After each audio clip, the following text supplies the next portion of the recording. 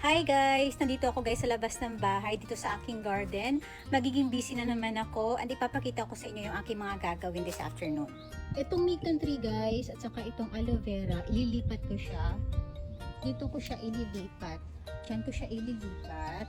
Itong lemon tree at saka itong yuzu tree, ililipat ko siya dito bandang gitna.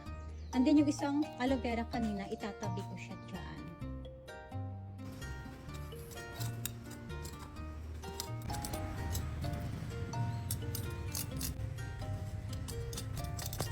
Ayan, magkatabi na yung dalawang aloe vera plant ko. Kailangan ko na lang tanggalin yung mga damo sa paligid nila.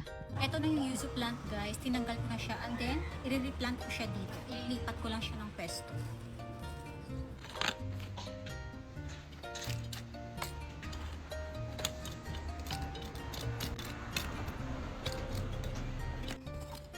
Dito naman ako guys naghuhukay kasi dito ko ililipat itong lemon tree na to.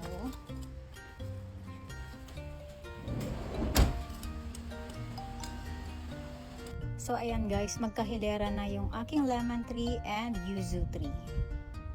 Etong mika naman, hindi ko na lang siya guys gagalawin, dyan na lang siya sa pwesto niya.